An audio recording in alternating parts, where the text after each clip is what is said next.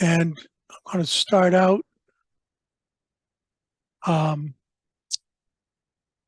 with my pages 1 through 4 on my grant and aid application. So as you can see, they put the deadline right up front. This year's deadline is coming up this Friday at 4 p.m. And if you remember, my project was a maintenance project with 2 sections where we were rebuilding an OHRV trail that had a bunch of rocks on the surface, and we were taking those rocks out, putting clay gravel down, and then we had one crushed culvert that we had to fix. So that's what this application is about. So in this case, it's trail maintenance, not new trail construction. I've got the club organization information here, Androscoggin Valley ATV Club, website. I've got the president's name, address, telephone numbers, and email. And then I've got the trail administrator's name, address, phone numbers, and email. Then it asks about the certificate of good standing. We talked about this a little bit earlier. Really, all you have to do here is click on this box saying that, you have obtained a certificate of good standing, and it's either attached to this application or it's on file with the Bureau of Trails.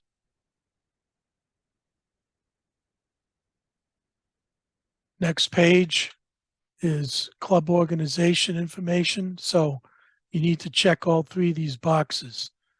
The club organization has trail permission from all the landowners.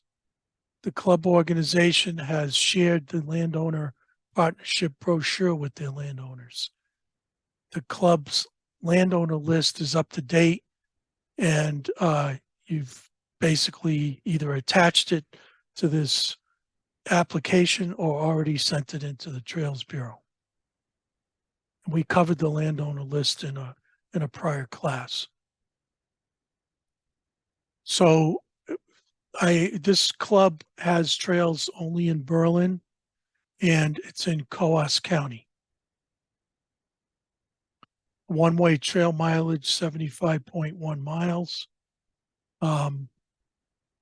They have 2 parking lots, one at Jericho Mountain Park Visitors Center, and the other is a City of Berlin, New Hampshire lot next to Jericho Outdoors on Route 110. And then they want to know your current membership count. I always put in our membership count as of December, because right now our membership count is low because, they all expire on January 1st. So I usually use our December membership count in this field. Okay, next page. This is about project permission versus trail permission. So trail permission is the landowner has given you permission to have a trail on their property. There's a specific form for that, and it has a term of agreement on there, either 1 year, 5 years, or indefinite. The project permission form says that the landowner is aware that you're going to be doing construction on their property. So you may have, 25 landowners, but for this project, you only need to have the form for whatever landowners you're actually doing work on. So usually it's in, 1 or 2 forms, sometimes 3 or 4 if it's a really big project. But in this case, I only have 1 landowner that I have to get this form signed by. And then they want a detailed club map showing where you're going to be doing this work. Now, we've done a club map before for the RTP grant. This is very similar. The difference is they want it to be marked with P1, P2, the different project areas that you're you're submitting for. So you can use your paper club map, again, use a magic marker on it, to designate those areas. Okay, now we're on to page 5. This is the grant and aid project permission form.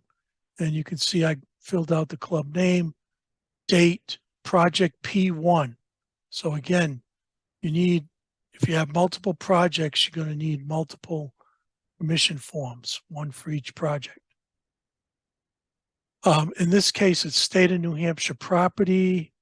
I've got the contact name, phone number, email, and then the address I put as a map and lot number, and put the trail name, and I put it east of Head Pond. Head Pond is a good landmark to use for this trail project. And I've got to get this signed by the contact person and dated before I can send it in. Okay, now we're on to page 6. This is the project description and budget. It covers 3 pages, pages 6, 7, and 8. So again, up here, proposed project number, I've got P1, city or town where it's located, Berlin, New Hampshire. Trail name is Pitway Trail. And then I also added that it's a snowmobile corridor in the winter. Is it connected to a service? Answer, no. Names of the landowners, and in this case, it's state of New Hampshire, DNCR, Bureau of Trails, that owns the land. Project description, is this a new trail? Answer, no.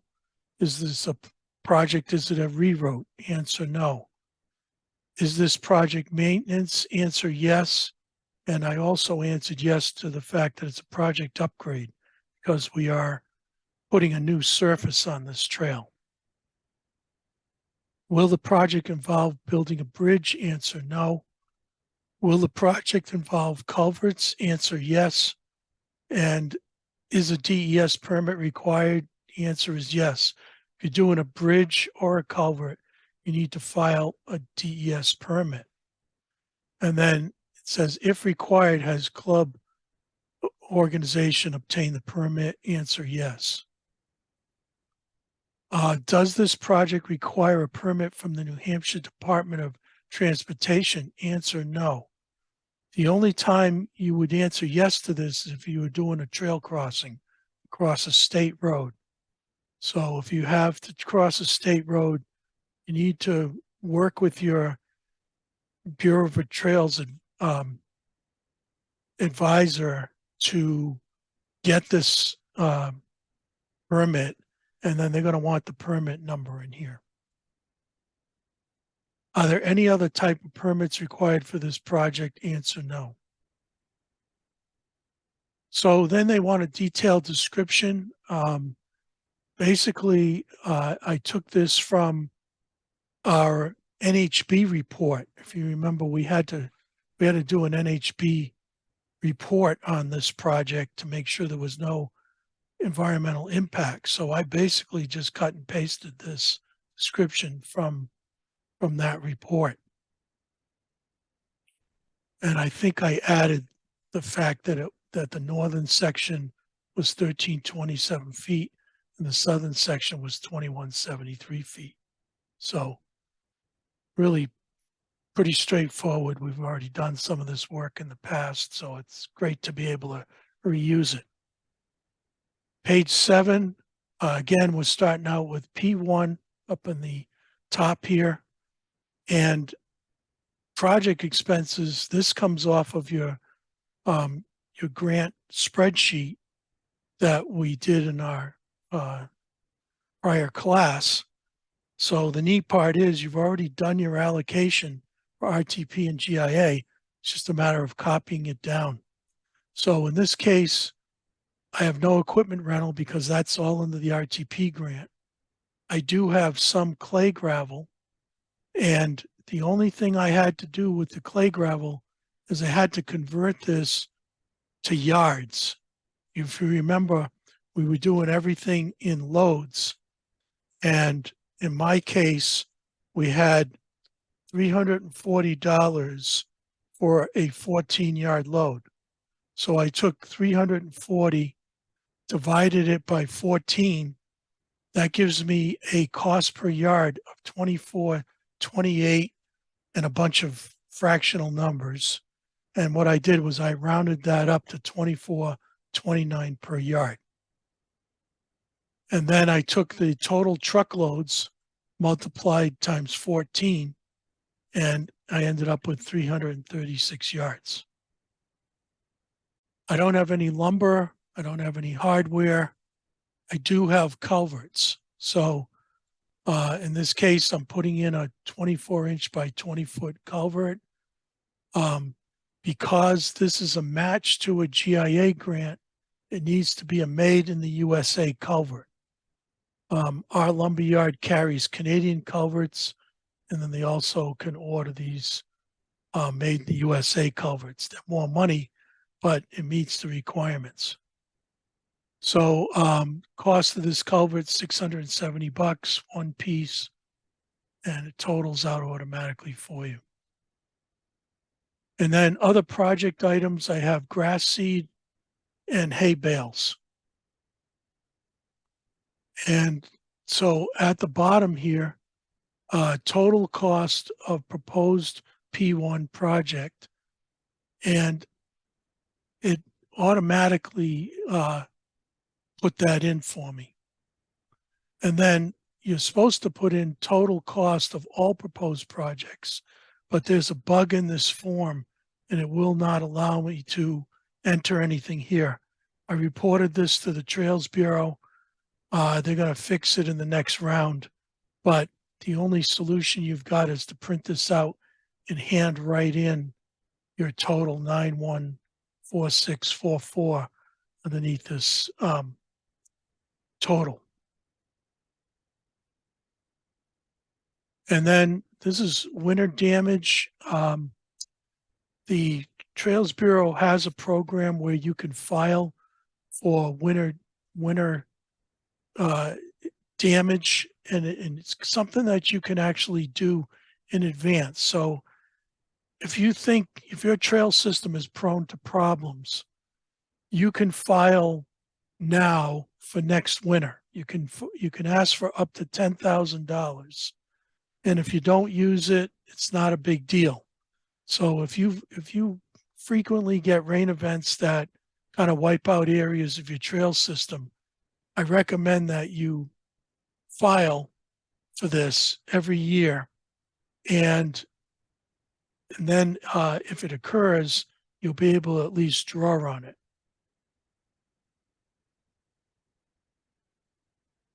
The next section is calcium chloride. If you have any dirt roads that are town roads that you're running trails over, and you got houses along those roads, and you want to help the town, towns usually spread calcium chloride to keep the dust down on town roads.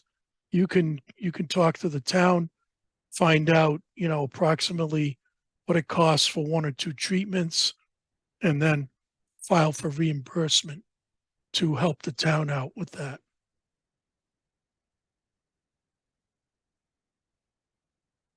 Summer grading is, you can do this with your own club equipment, or if you are having someone come in, they do have a schedule of rates that they pay, and it's not a lot of money. One of the biggest problems with this is they don't really reimburse enough money to really cover, the cost of renting a machine like this. So this may or may not work for you if you have a volunteer who has some equipment and they want to do some grading for you. This may help to pay their fuel a little bit, but it's really not going to bring in enough money to hire an outside contractor to do this kind of grading. You really need to do that under an RTP grant or a GIA grant, in the equipment rental section.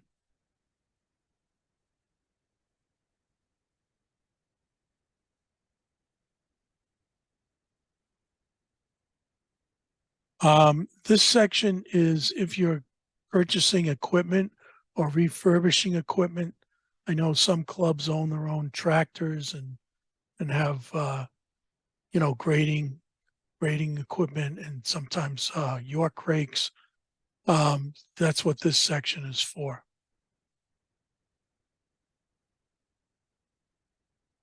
And then if you're trying to purchase equipment, that's what section E is for.